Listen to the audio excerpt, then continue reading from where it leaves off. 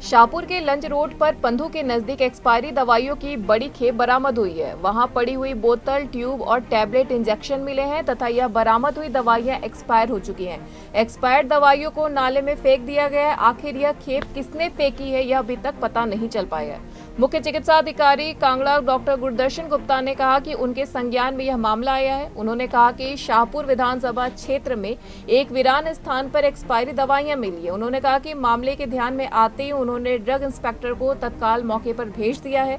CMO Kangra ने कहा कि यह दवाइयां सरकारी नहीं है और इस संबंध में जांच की जा रही है। हमें भी मेरी नॉलेज में कल शाम को ये मामला आया था कि कहीं बिरान क्षेत्र में जो कुछ दवाइयां जो एक्सपायरी डेट की वो पाई गई थी। हमने जो ड्रग सेफ्टी रेगुलेशन के अंदर ड्रग इंस्पेक्टर हैं मैडम मीनाक्षी, उनको हमने उसको जांच के लिए भेजा है और अभी तक जो मेरे पास प्रारंभिक जानकारी है वो जो दवाइयां हैं वो एक्सपायर्ड हैं और वो गवर्नमेंट सप्लाई की नहीं है।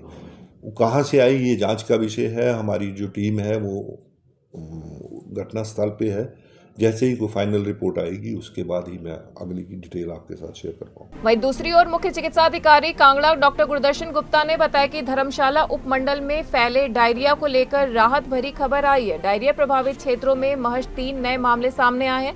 अब तक क्षेत्र में कुल 105 लोगों को डायरिया अपनी चपेट में ले चुका है। 11 लोगों का इलाज चल रहा है। वहीं डायरिया के 2 मरीजों को अस्पताल में भर्ती करवाया गया है। बाकी मरीज डायरिया से स्वस्थ हो चुके हैं। मुख्य चिकित्सा अधिकारी ने बताया कि डायरिया को लेकर हालात काफी हद तक काबू में है।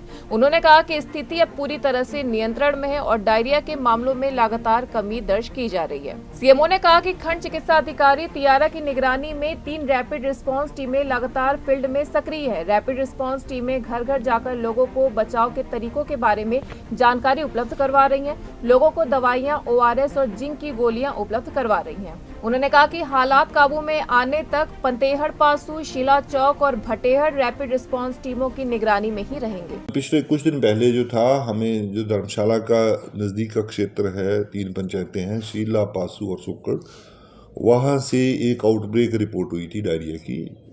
विभाग की उसके ऊपर पैनी नज़र थी। कल शाम तक जो हमारे पास इंफॉर्मेशन है 105 टोटल केसेस आए। उसमें से सिर्फ 11 लोग की जो हैं प्रेजेंटली उपचाराधीन है।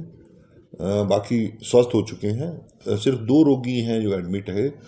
बाकी का इलाज जो है वो घरों में किया जा रहा है और मामले दिन प्रतिदिन अब कम हो रहे हैं पहले से। जो पिछले कल मात्र 3 मामले हमें रिपोर्ट हुए, जो भी इतनी बड़ी पॉपुलेशन में 2-3 मामले आना जो है वो नॉर्मल बात भी हो सकती है। यूजली जो है ये वाटर बॉर्न इन्फेक्शन होती है, पानी की वजह से होता है। जितने हमने सैम्पलिंग करवाई थी, जो मेन सोर्सेज थे, उसमें सैंपल नॉर्मल पाए गए। एक पर्टिकुलर वाटर टैंक में, किसी व्यक्ति के घर के वाटर टैंक में ई कोलाई की कंटेमिनेशन पाई गई थी। जो भी स्वच्छता के तौर पे जो भी कदम लिए जाने थे और IEC के तौर पे वो लिए जा चुके हैं और वर्तमान में स्थिति जो है कंट्रोल में है। तो जागरूक करिए क्या नहीं, वो उस क्षेत्र में हमारी टीमें एक्टिव हैं। उपचार करने के साथ साथ लोगों को जो है IEC के द्वारा जागृत किया जा रहा है क्या किया जाए, और पीने वाली पानी को यूज़ करने के लिए उनको क्लोरीन की टैबलेट्स भी बांटी जा रही हैं। News desk N1 live.